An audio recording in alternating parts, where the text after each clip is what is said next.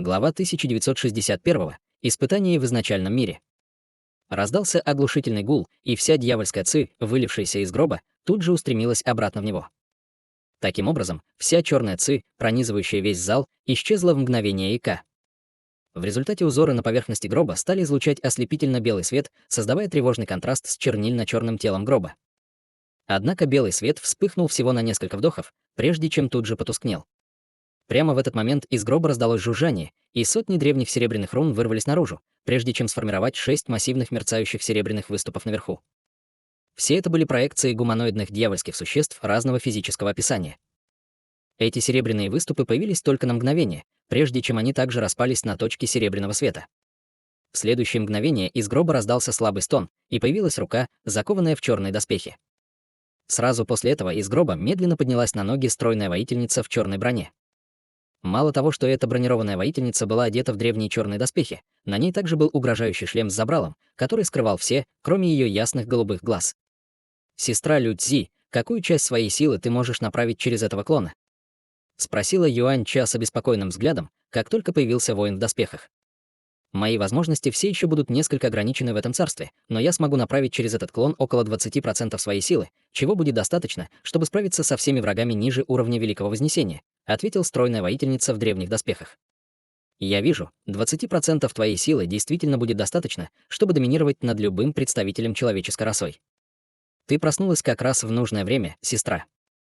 Я неожиданно столкнулась с проблемой, для решения которой мне потребуется твоя помощь», — сказал Юань Ча, когда беспокойство в ее глазах сменилось восторгом.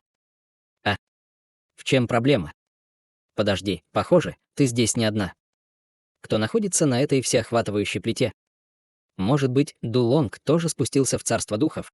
— спросила воительница в доспехах с легким удивлением, увидев гигантскую нефритовую пластину рядом с каменным залом. «Нет, это клоны Сюэ Гуана, которые в настоящее время используют сокровища. В настоящее время мы преследуем человека-культиватора, который обладает запечатывающим дьявола замком, пурпурным котлом слова и хаотической ци инь-ян ци». Юань Ча тут же раскрыла все цели их погони. Услышав это, в глазах бронированной воительницы появился намек на удивление, но ее голос оставался совершенно спокойным, когда она сказала: «Запечатывающий дьявола замок и хаотическая ци инь-ян — это довольно интересно. Расскажи мне подробно о том, что произошло». Юань Ча кивнула, прежде чем объяснить ситуацию. «Итак, вот что произошло. Я изначально спустилась в это царство по твоему указанию, чтобы предотвратить заговор, вынашиваемый людьми, который нанесет ущерб нашей святой расе.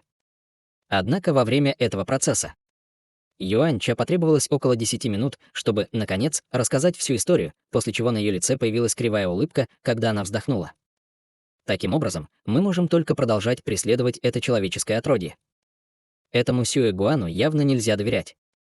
Скорее всего, он нападет на меня, как только мы догоним этого человека-культиватора. Похоже, Сюэ Гуан приготовил некоторые другие меры. В противном случае он не посмел бы замышлять против тебя такой заговор, учитывая, что этот твой клон намного сильнее, чем те 3 его клона. Это вызывает некоторое беспокойство. Теперь, когда я проснулась, я, естественно, не собираюсь просто стоять в стороне и наблюдать. Хаотическая ци инь-ян чрезвычайно полезна для нас, священных предков. Было невероятно бы жаль, если бы она попала в руки Сюэ Гуангу. Этот мой клон несет много дьявольских кристаллов, и их должно хватить тебе, чтобы восполнить свою магическую силу», — сказал воин в доспехах. «Это было бы здорово. С твоей помощью мне ни о чем беспокоиться», — радостно ответила Юань Ча.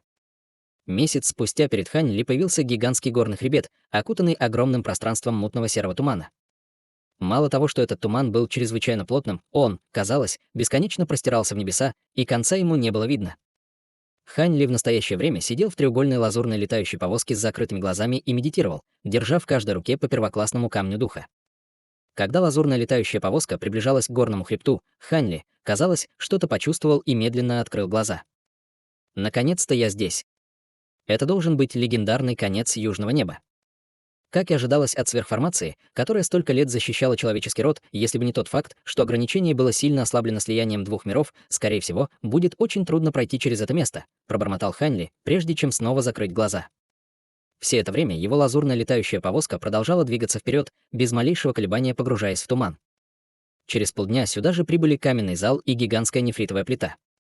Юань Ча и Сюэ Гуан провели краткую беседу, прежде чем также войти в туман. Хань Ли до такой степени уже был вымотан этой погоней, что был вынужден отправиться в опасный первобытный мир.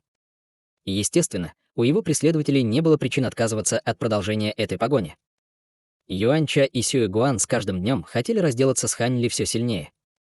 3 месяца спустя Хань Ли появился в воздухе над болотом. Он провел рукавом по воздуху, чтобы выпустить бесчисленные полосы лазурного меча Ци, разрезав гигантского пурпурного льва, пойманного в ловушку золотой сети молний, на бесчисленное количество частей. Он сделал хватательное движение, и из расчлененного трупа льва вылетел шар пурпурного света. Шар света в мгновение Эйка влетел в его руку, оказавшись полупрозрачным ядром демона размером с яйцо. Лицо Хань Ли было довольно бледным, но на его лице появилась слабая улыбка, когда он пробормотал себе под нос. С демоническим ядром этого ярко-фиолетового льва поздней стадии пространственной закалки я смогу очистить партию таблеток сохранения духа, что восполнит мою магическую силу на какое-то время. У него был большой запас пилюль для регенерации магической силы, но он постоянно принимал их в течение прошлого года, так что его запас, естественно, начал истощаться. Запаса духовных камней, которые у него были, также было бы недостаточно, чтобы восстановить его магическую силу, поэтому он пошел на риск и разыскал несколько древних зверей высокого уровня, быстро убив их, используя мощные техники, чтобы получить их ядра демонов. Используя ядра демонов и некоторые другие ингредиенты, он сможет за короткое время усовершенствовать партию пилюль регенерации магической силы. Из-за ограниченного времени, которое у него было, он не смог бы максимизировать эффективность этих таблеток, но он не мог позволить себе беспокоиться об этих мелких деталях в такое время. Ему было нужно максимально быстро получить любые вещества для укрепления своих сил или для скорейшего избавления от кровожадных преследователей. Ядра демонов стали большим облегчением для Хань Ли. Пока он может продолжать охотиться на древних зверей и добывать ингредиенты для улучшения пилюль, он должен быть в состоянии опережать своих преследователей. Днем позже Сюэ Гуан и Юаньча также прибыли на болото, и все четверо с мрачными лицами оценивали останки ярко-фиолетового льва. Они явно уже догадались о намерениях Хань Ли. Они не могли придумать хорошего способа противодействовать этому курсу действий, но они зашли слишком далеко, чтобы повернуть назад, поэтому они могли только продолжать. К счастью, у них обоих были большие запасы дьявольских кристаллов, так что пока их не беспокоила возможность исчерпания магической силы. Таким образом, Хань Ли продолжал бежать, убивая древних зверей для изготовления пилюль, и вел своих преследователей все глубже и глубже в первобытный мир. В те периоды времени, когда Хань Ли не встречал древних зверей, которых он мог убить для получения ингредиентов для улучшения пилюль, он потреблял некоторые из духовных растений, которые он добыл из обширного ледяного царства.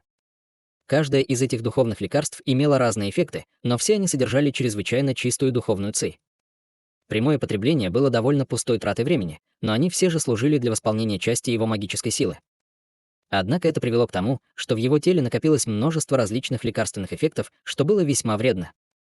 При нормальных обстоятельствах он мог просто потратить некоторое время, чтобы использовать свою магическую силу, чтобы удалить или улучшить эти лечебные эффекты, но в этой ситуации у него не было ни времени, ни магической силы.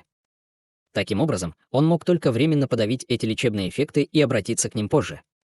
С нынешним уровнем сил Хань Ли, естественно, не будет иметь никаких проблем в краткосрочной перспективе, но если ему придется продолжать потреблять духовные лекарства напрямую, не обращая должного внимания на их лечебные эффекты, то он рано или поздно обожжется. Хань Ли прекрасно знал об этом, но у него не было другого выбора, кроме как продолжать в том же духе. Так прошло еще полгода. Погоня продолжалась. И этот длительный вояж уже начал сильно утомлять и преследователей, и добычу. В этот день Хань Ли медитировал на своей треугольной лазурной летающей повозке с закрытыми глазами, а женщина в белом платье вместо него управляла летающим сокровищем. Женщина была никем иным, как его разумной марионеткой, куклой. Магическая сила куклы была намного меньше, чем у Хань Ли, поэтому летающая повозка двигалась с гораздо меньшей скоростью, но это все же было лучше, чем останавливаться всякий раз, когда Хань Ли нужно было немного отдохнуть и восстановить силы. Время от времени это давало Хань Ли некоторую передышку. В противном случае, даже с его запасом пилюль и духовных камней, он не смог бы продержаться так долго. Несмотря на это, его цвет лица заметно побледнел по сравнению с полугодовой давностью, и его аура также стала чрезвычайно слабой. Внезапно тончайшие колебания ци в его теле зазвенели как струна. Высокое чувство тревоги моментально заставило Хань Ли прервать глубокую медитацию. Он резко открыл глаза и тут же огляделся. Выражение его лица слегка изменилось, и почти в тот же момент в нескольких километрах от него раздался громкий раскат грома, и из ниоткуда появилось гигантское серебряное молниеносное образование.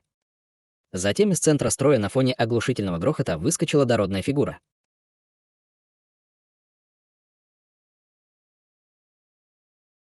Глава 1962. Возрождение цветочного дерева. Вокруг массивного гуманоида вращались серебряные молнии, и после того, как он стабилизировался, он поднял голову, представляя себя мужчиной средних лет с рыжими волосами и густой бородой. У мужчины было квадратное лицо и огромный крючковатый нос, напоминавший клюв сокола. На его спине была пара алых крыльев, которые потрескивали дугами молний, и он напоминал воплощение бога молнии. Однако в этот момент его лицо было довольно бледным, а на серебряной мантии, которую он носил, было много обугленных участков. Один из его рукавов был полностью оторван, обнажая голую руку. Этот человек был ранним культиватором интеграции тела, и он, казалось, был в еще более плачевном состоянии, чем Хань Ли. Как только он появился, он тут же повернулся, чтобы оглянуться с паническим выражением лица.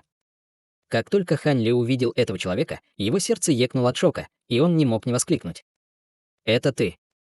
Мужчина сразу же повернулся к Хань Ли, услышав его голос.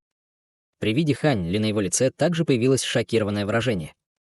Прямо в этот момент Хань Ли, казалось, пришла в голову мысль, и на его лице появился намек на волнение. В следующее мгновение он поднялся на ноги в своей летающей повозке, а затем появился позади куклы в призрачной манере. Хань Ли положил руку на плечо куклы, и она тут же втянулась в его рукав, как шар белого света. Сразу после этого из-под ног Хань Ли вспыхнул духовный свет, и скорость его летающей повозки мгновенно удвоилась, когда он пролетел чуть более 1000 футов в сторону здоровенного мужчины. Крепкий мужчина направил свое духовное чувство к Хань Ли и тут же спросил, нахмурив брови. «Хань Ли, почему ты здесь? И почему ты в таком плохом состоянии?» Здоровяк явно узнал его. «Разве я не должен спрашивать тебя об этом же, брат Лэй? Ты выглядишь в еще худшем положении, чем я. За тобой тоже кто-то охотится?» — спросил Хань Ли с кривой улыбкой. Я действительно столкнулся с некоторыми проблемами, но моя ситуация все же лучше, чем твоя. Я вижу, что с момента нашей последней встречи ты достиг средней стадии интеграции тела. Как ты истощил свою магическую силу до такой степени? На тебя охотятся существа великой стадии Вознесения, не так ли?» — поинтересовался здоровяк. «За мной действительно охотятся существа великой стадии Вознесения. А ты, кажется, действительно запаниковал, несмотря на свою способность создавать молниеносные образования. Может ли быть так, что на тебя также охотятся существа великой стадии Вознесения?» — спросил Хань Ли, приподняв бровь. «Хе-хе, похоже, мы оба в одной лодке. Кто тебя преследует? Почему вокруг вдруг так много существ великого Вознесения?» — спросил дородный мужчина. На лице Хань Ли появилось странное выражение. «Зачем задавать вопрос, на который ты уже знаешь ответ, брат Лэй? Наша человеческая раса и несколько соседних рас в настоящее время находятся в разгаре дьявольских бедствий, поэтому за мной явно охотятся существа из расы старших дьяволов. Ты разве не в курсе всего этого?» Услышав это, здоровяк тут же перевел дыхание. «Дьявольских бедствий. Может быть, тебя преследует священный предок. Я только что вышел из уединения несколько месяцев назад, откуда я должен знать об этом? Понятно, тогда неудивительно, что ты не слышал о дьявольском бедствии. Меня преследуют несколько клонов священных предков, каждый из которых обладает способностями поздней стадии интеграции тела, поэтому у меня, естественно, не было другого выбора, кроме как бежать. Тебя тоже преследует клон священного предка, брат Лэй?» — спросил Хань Ли. Я не знаю, являются ли они священными предками, но они действительно способны контролировать чрезвычайно чистую истинную дьявольскую ци. Один из них использует искусство совершенствования, которое может подавить мое телосложение 5 молний, а что касается другого, я все еще не смог определить уровень ее силы. Возможно, она также является клоном священного предка, двусмысленно ответил дородный мужчина. Брови Хань Ли слегка нахмурились, услышав это. Было совершенно ясно, что Лэй Юньцзы что-то скрывает, но сейчас он не мог утруждаться расспросами. Вместо этого он быстро сменил тему. «Нам очень повезло, что мы столкнулись друг с другом. Ты все еще помнишь молниеносную формацию, которую представил мне, когда мы в последний раз встречались? Если мы объединим силы...» Глаза Лэй Юньцзы сразу же загорелись восторгом, когда он услышал это. «Ах, ты говоришь о формации двойной молнии, верно? Как я мог забыть что-то подобное? Ха-ха. Есть хороший шанс, что теперь мы сможем убежать от наших преследователей. В таком случае не будем больше терять время. Мы... Стой. Откуда этот аромат?» Хань Ли запнулся на полуслове, когда внезапно почувствовал в воздухе дуновение особого запаха. Лицо Лэй Юньцзы побледнело еще больше, когда он поспешно закричал. «Чёрт, эти двое снова выследили меня. Подойди ко мне, коллега Даос Хань, я вытащу тебя отсюда первым». Хань Ли тоже был очень удивлен, услышав это, и его летающая повозка немедленно рванулась к Лэй Юньцзы полосой лазурного света. Всего после 2 вспышек Хань Ли появился рядом с Лэй Юньцзы, а затем взмахом руки убрал летающую повозку. Тем временем Лэй Юньцзы с настойчивым выражением лица сложил ручную печать, и бесчисленные дуги серебряных молний вырвались из его тела и алых крыльев, мгновенно сформировав совершенно новую формацию молний. Раздался оглушительный удар грома, и молнии сверкнули, словно бесчисленные серебряные змеи, затопив Хань Ли и Лэй Юньцзы. Однако именно в этот момент в воздухе над молниеносным образованием внезапно вспыхнули пространственные колебания, из ниоткуда появилось розовое цветочное дерево. Дерево было около 1000 футов высотой, и оно испускало неописуемый аромат. Дерево зашуршало вверху, и бесчисленные розовые цветы опустились с него, а затем превратились во вспышку розового света, устремившуюся вниз. Как ни странно, розовый свет, казалось, двигался очень медленно, но он мгновенно преодолел расстояние в несколько тысяч футов и достиг образования молний внизу. Времени не хватает. Уклоняйся. Розовый свет был чрезвычайно заманчивым и красивым, но Лэй Юньцзы оценивал его так, как будто это было ужасное видение. Он сразу же покинул свой молниеносный строй и энергично взмахнул крыльями, растворившись в воздухе в виде дуги молнии. Это был первый раз, когда Хань Ли увидел это розовое дерево, но его сердце дрогнуло при виде мер уклонения, который предпринял Лэй Юньцзы, и он также вырвался из формации молнии в виде нити лазурного и белого света. Нить света охватила расстояние более 2000 футов за одну вспышку, в то время как гигантское молниеносное образование мгновенно было погашено розовым светом. Этот розовый свет, казалось, обладал способностью подавлять силу молнии. Лазурно-белый свет исчез, и Хань Ли снова появился, прежде чем резко вздохнуть, бросив взгляд туда, где всего мгновение назад была формация молнии. Он повернулся к Лэй Юньцзы с ошеломленным выражением в глазах. «Брат Лэй, это...» «Правильно, эти двое мои преследователи. Теперь они выслеживают меня все быстрее и быстрее», ответил Лэй Юньцзы, выдавив улыбку на своем лице. Услышав это, сердце Хань Ли упало, но он мог только собраться и сосредоточить свое внимание на проекции цветочного дерева. Однако, кроме проекции, в близлежащем пространстве больше ничего не появилось. Конечно, ни Лэй Юньцзы, ни Хань Ли не собирались вестись на такие жалкие уловки. Они просто оставались на месте и воздерживались от необдуманных поступков. «Хе-хе, почему ты не убегаешь на этот раз? Может быть, ты сдался и хочешь отдать эту штуку?» Как только этот голос затих, рядом с цветочным деревом появился отвратительный мужчина в черной мантии, прежде чем мгновенно повернуться к Хань Ли и Лэй Юньцзы. «А ты еще кто? Как ты здесь оказался?» — спросил отвратительный мужчина, злобно оценивая Хань Ли. «Ты хочешь сказать, что этот человек заставляет тебя бежать, спасая свою жизнь?» — спросил Хань Ли, приподняв бровь. «Конечно, нет. Кроме него, есть еще. Есть и я». Безразличный женский голос вдруг раздался над выступающим цветущим деревом. Сразу после этого с поверхности проекции беспорядочно вспыхнул розовый свет, который рассыпался на точки духовного света, открыв на своем месте босоногую женщину в белом платье. У женщины были несравненно красивые черты лица, и она стояла на вершине гигантского розового цветка. Хан Ли был мгновенно поражен чувством удушья при виде женщины, и выражение его лица значительно помрачнело. Он сразу же смог установить, что эта женщина была либо существом великой стадии Вознесения, либо клоном такого существа. В противном случае его не могло бы поразить такое сильное предчувствие. Женщина взглянула на Хань Ли и Лэй Юньцзы, и на ее лице появилась загадочная улыбка.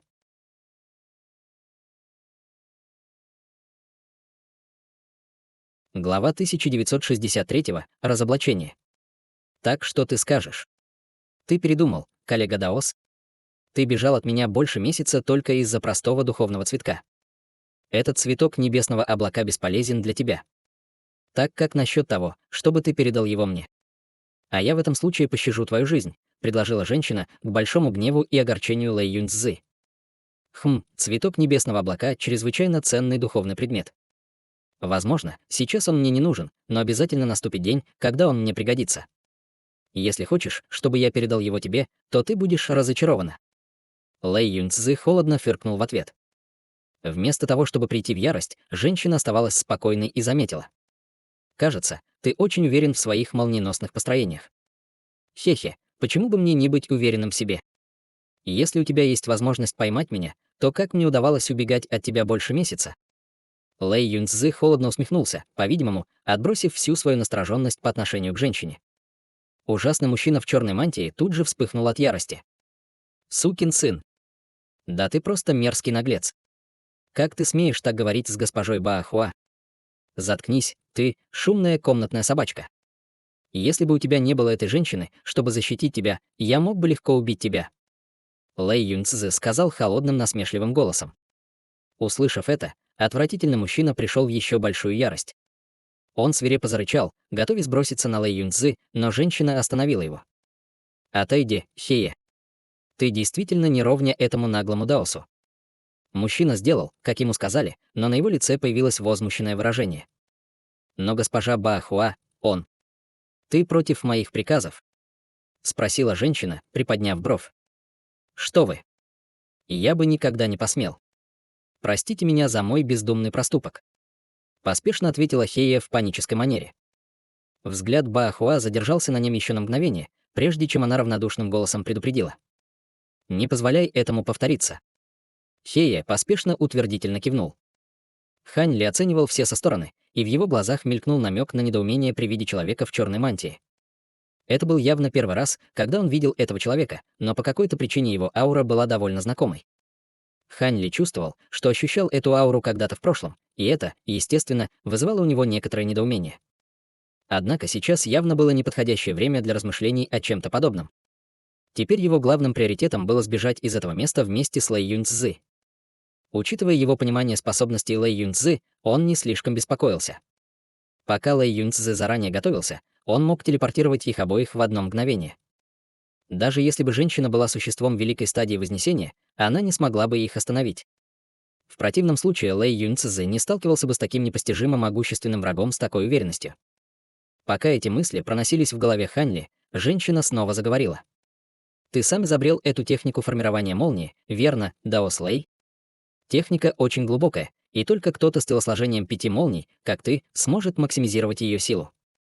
Я предполагаю, что техника также является источником твоей чрезмерной самоуверенности». «Ну и что, если это так?» — спросил Лэй Юньцзы, задаваясь вопросом, что женщина пыталась сказать.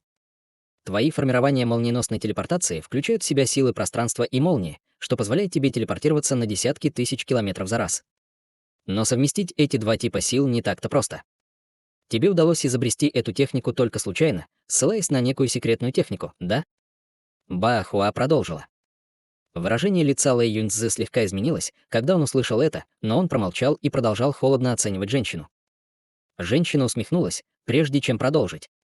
По совпадению, способности, которые я культивировала, также включают в себя силы молнии и пространства, поэтому я очень хорошо разбираюсь в этих двух типах сил.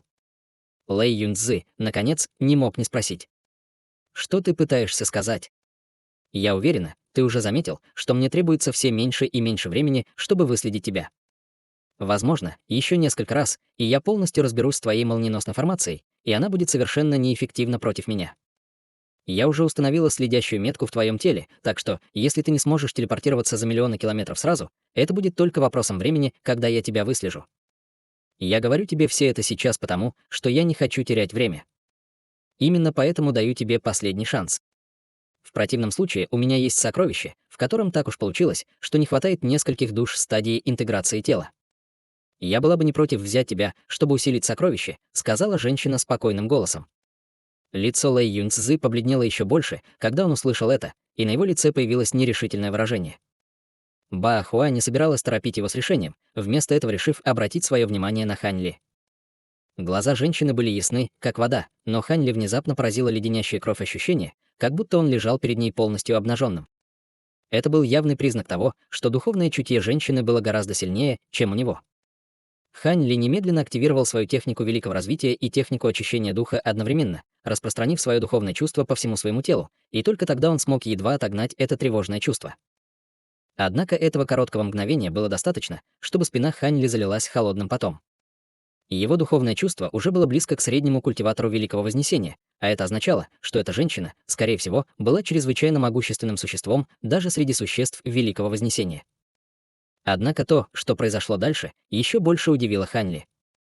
На лице женщины внезапно появилось странное выражение, когда она сказала: «Значит, ты был тем, кто убил моих подчиненных в горных хребтах Золотого Дьявола и забрал мой фрагмент глубокого небесного клинка удачи. Ты использовал мое сокровище в течение нескольких лет. Не пора ли теперь тебе вернуть его мне?» Сердце Хань Ли подпрыгнуло от шока, и ему сразу же пришла в голову мысль, но он заставил себя улыбнуться и ответил. «О чем вы говорите, старшая?» «Я думаю, что мы впервые встречаемся. Похоже, ты не хочешь возвращать его мне». «Так и быть, тогда я сама заберу его у тебя», — бесстрастно сказала женщина, прежде чем махнуть рукой в сторону Хань Ли. Внезапно из рукава Хань Ли вырвалась полоса пурпурного света. Это было не что иное, как тот пурпурный фрагмент клинка. Всего лишь небрежным взмахом руки женщина мгновенно разорвала духовную чувственную связь Хань Ли с сегментом лезвия, прежде чем вернуть его к себе. Выражение лица Хань Ли резко изменилось, когда он увидел это, и он рефлекторно сделал хватательное движение, вызывая в воображении массивную лазурную руку, чтобы поймать фрагмент лезвия. Однако осколок лезвия просто растворился в воздухе в мгновение ика, оставив огромную лазурную руку пустой. Хань Ли не смог ни за что ухватиться. Сразу после этого между двумя пальцами женщины вспыхнул пурпурный свет, и сегмент фиолетового лезвия бесшумно появился. Выражение лица Хань Ли помрачнело еще больше, и к настоящему времени он вспомнил, где в последний раз встречал этого человека в черной мантии. Он был одним из могущественных дьявольских зверей, обитавших в горных хребтах Золотого Дьявола. В то время Хань Ли только мимолетно обнаруживал дьявольского зверя своим духовным чутьем, поэтому его воспоминания о звере были такими смутными.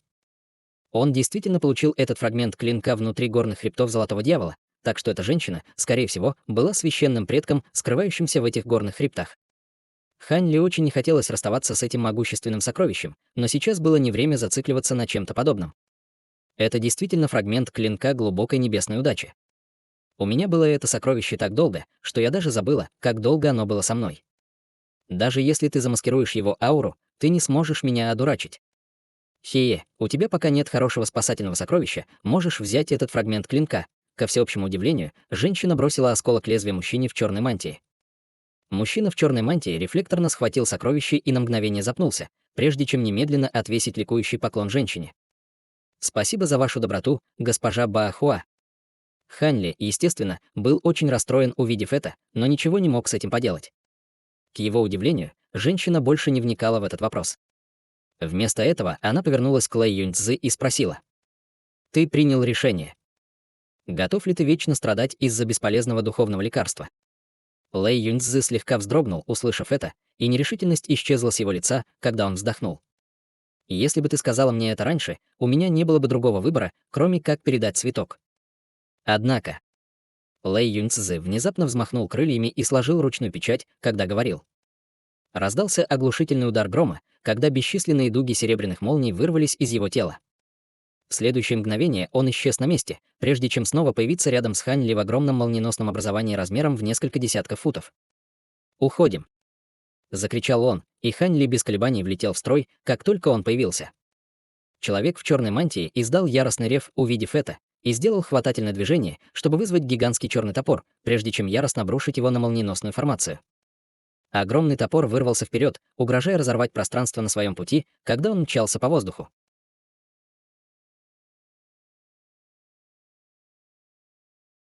Глава 1964. Техника Великого Иллюзорного Солнца.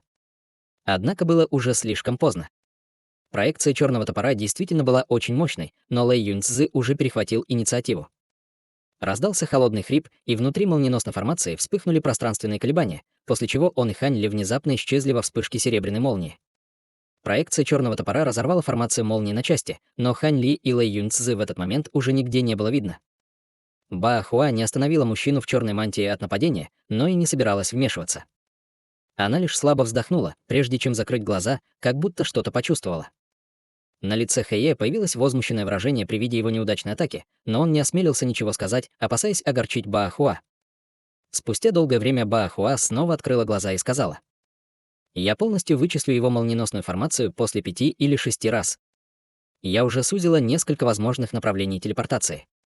Да, госпожа Баахуа. Простите меня за любопытство, но как ваше сокровище попало в руки этого человека?» С любопытством спросил Хэйе.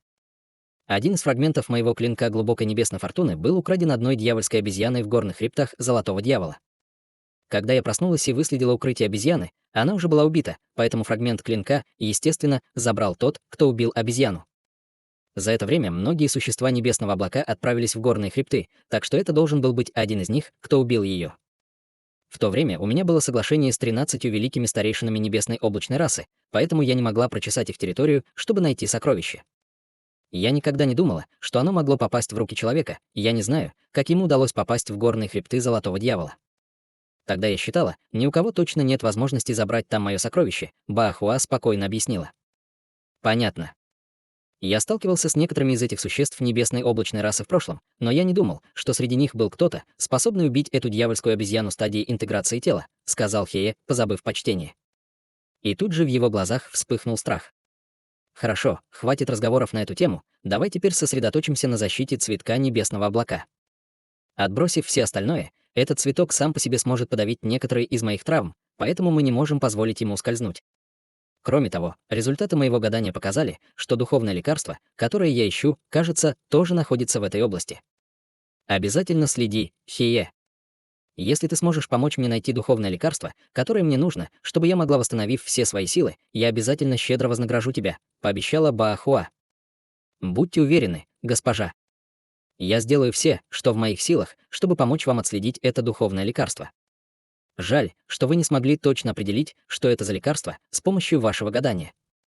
Так было бы легче, ответила Хeye. Я баловалась некоторыми техниками предсказания, но я не очень хорошо разбираюсь в этой области. К сожалению, оба моих самых доверенных подчиненных и юный Лонг давно погибли в бою. Они бы сделали все это вместо меня, сказала Баахуа, и в ее глазах промелькнул намек на уныние. Услышав это, на лице Хее появилось серьезное выражение. Я также слышал о мастере Юни и мастере Лонге. Они не были священными предками, но способности, которыми они обладали, делали их угрозой даже для среднего священного предка. В частности, мастер Юн известен как второй лучший гадатель, он был редчайшим мастером в нашем священном царстве. Только мастер Сюань Гуан, специализирующийся на методах гадания, превосходит в этой области. И то чуть-чуть. Хе-хе, так что даже ты знаешь о них. Это не так уж удивительно. Они действительно когда-то были так же известны, как и средний священный предок, сказала Баахуа, когда перед ее глазами предстало воспоминание. Хие уважительно улыбнулся, но не осмелился говорить дальше по этому поводу. Вскоре после этого Баахуа снова взялась за поставленную задачу. Пошли. Если мы не отправимся сейчас, у нас могут возникнуть проблемы с отслеживанием этого человека. Хие, естественно, не возражал против этого.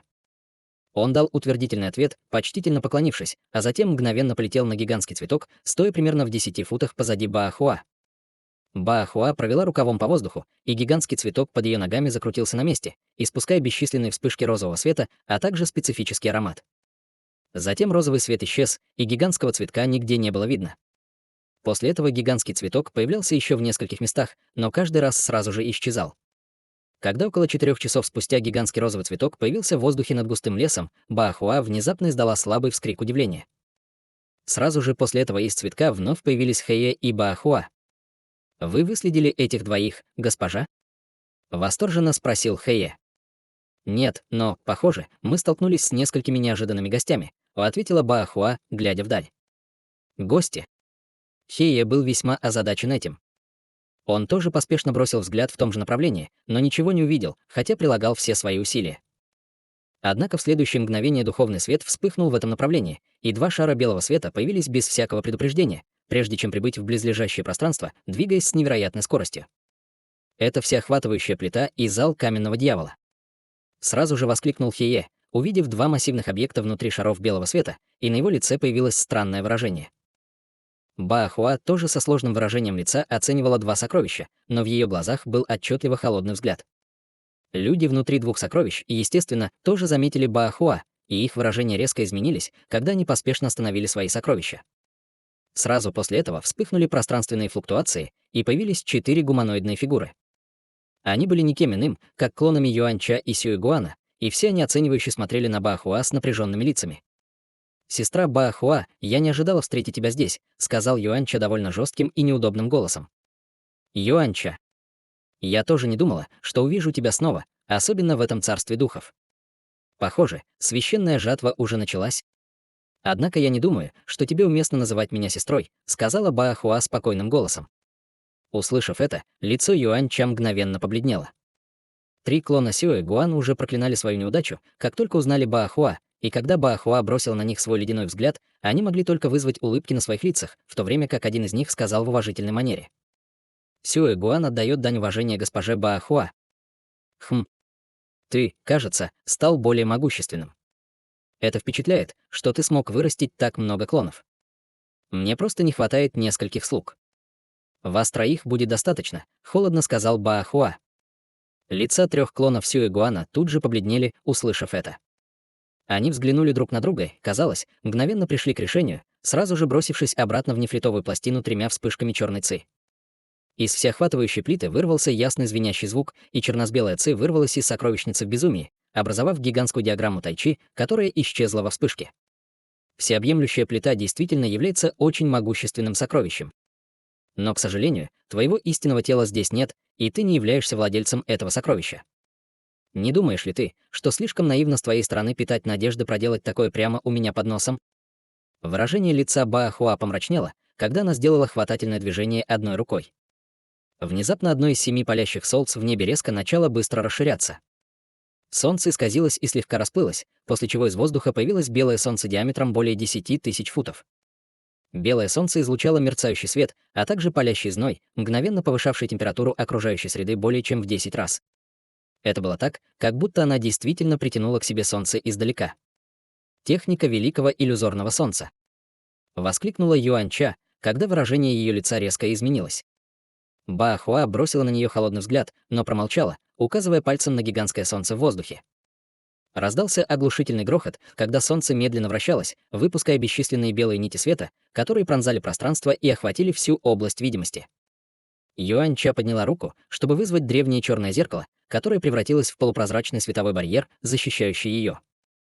Световому барьеру удалось сдержать потоки света, но, судя по напряженному выражению лица Юань-Ча, было ясно, что она не сможет так долго продержаться.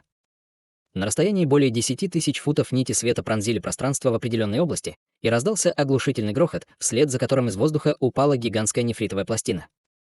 Окружающие нити света изменили направление и сошлись к нефритовой пластине проливным ливнем, как будто у них был собственный разум. Вся нефритовая пластина была мгновенно окружена бесчисленными нитями света и была на грани уничтожения. Раздался яростный рев Сюэ Гуана, и нефритовая пластина повернулась на месте, в безумии испуская черно-белую ци. Она снова сформировала гигантскую диаграмму тайчи, которой удалось временно сдержать приближающиеся атаки. Увидев это, Баахуа осталась совершенно бесстрастной, но тут же сделала движение к нефритовой пластине, и вспыхнул белый свет, после чего из воздуха появилась гигантская рука размером более 1000 футов.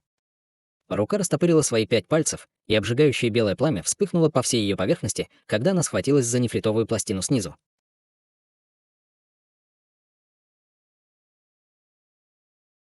Глава 1965. Ранение врага божественным луком. Еще один рев ярости раздался из-под нефритовой пластины, когда диаграмма тайчи отделилась от нефритовой пластины, а затем увеличилась примерно в 2 раза по сравнению с первоначальным размером. Затем она рванулась к массивной руке. Из самой нефритовой пластины тут же раздался громкий жужжащий звук, и окружающее пространство искривилось и расплылось, готовясь снова телепортироваться прочь. Как только гигантская диаграмма тайчи соприкоснулась с гигантской рукой, первая сразу же начала сильно дрожать, прежде чем была раздавлена на куски, когда пальцы массивной руки сомкнулись вокруг нее. Палящее белое пламя мгновенно испепелило фрагменты диаграммы тайчи в небытие, а затем устремилось вниз, охватив и нефритовую пластину. 3 клона Сюэ Гуана, естественно, были очень встревожены этим, и 3 разных голоса прозвучали в унисон, умоляя о пощаде и проклиная Баахуа одновременно. Однако белое пламя не дрогнуло ни на йоту, и нетронутая белая нефритовая пластина почти мгновенно превратилась в обжигающий малиновый цвет перед лицом яростного пламени. Как только гигантская рука крепко ухватилась за нефритовую пластину, из кончиков ее пальцев вылетели 5 огненных белых драконов, прежде чем начать вращаться вокруг сокровища, и нефритовая пластина начала таять слой за слоем. Нет. Из-под нефритовой плиты раздался крик ярости и тревоги, после чего вылетела миниатюрная пагода размером всего несколько дюймов. Затем пагода мгновенно превратилась в радужную проекцию высотой более 1000 футов, и 5 огненных драконов были насильно удержаны. Драконы все еще яростно бились и исторгали языки пламени изо рта, но проекция радужной пагоды оставалась твердой и непоколебимой. Кроме того, с поверхности проекции вспыхнул радужный свет, который поглотил много белого пламени, чтобы укрепить себя. Однако прямо в этот момент гигантское солнце наверху начало рушиться, как массивная гора, по приказу Баахуа. Проекция радужной пагоды действительно была чрезвычайно глубокой, но 3 клона Сюэ Гуан никак не могли раскрыть всю мощь сокровища. Таким образом, перед лицом массивного солнца пагода просуществовала всего несколько секунд, прежде чем рассыпаться на куски. Разбитые точки радужного света снова сошлись, образуя миниатюрную пагоду, но на этот раз она полностью потеряла свой блеск. Массивное белое солнце продолжало опускаться, и гигантская плита не успела среагировать, как ее тоже раздавило. В мерцающем белом свете нефритовая пластина снова начала плавиться, и незадолго до того, как она полностью растворилась в небытии, из нефритовой пластины вырвались 3 полосы малинового света, которые были сметены палящим белым пламенем и полностью испепелены. Над окрестностями разнеслись 3 вопля тоски. Каждый из этих 3 клонов был так же силен, как существо на поздней стадии интеграции тела, но они были совершенно бессильны перед лицом Баахуа. Это было связано с тем, что они были просто клонами, в то время как истинное тело Баахуа присутствовало, и тот факт, что ее техника великого иллюзорного солнца подавляла большинство дьявольских искусств совершенствования, также способствовала этому. В противном случае, хотя Баахуа когда-то была широко известна в царстве старших дьяволов, она никак не могла так легко убить 3 клонов Сюэгуана в своем сильно ослабленном состоянии. Почти в тот же момент, когда погибли 3 клона Сюэгуана, другой клон Сюэгуана сидел на каменном стуле в центре гигантской дьявольской пагоды недалеко от города Глубокого Неба. В настоящее время он слушал, как несколько дьявольских лордов в стадии интеграции тела сообщают о последних подвигах дьявольской армии. Мало того, что дьявольская армия стерла с лица земли все большие человеческие поселения за пределами города Глубокого Неба, были уничтожены даже некоторые из небольших крупных семей и сект. Теперь пришло время начать планировать, как они собираются полностью окружить город Глубокого Неба. Как только Сюэгуан внимательно слушал идеи, предлагаемые его подчиненными, выражение его лица внезапно резко изменилось, и он резко поднялся на ноги, издав яростный рев. Невозможно. Как они могли быть убиты все 3 сразу? Других дьявольских лордов, естественно, сильно напугал его внезапный яростный взрыв, и все они с недоумением посмотрели друг на друга. «Могу я спросить, что случилось, мастер Сюэгуан?» — осторожно спросил один из наиболее видных дьявольских лордов после недолгого колебания. Ряд мыслей быстро пронесся в голове Сюэгуана, и ярость на его лице быстро исчезла, когда он принял свое обычное спокойное выражение.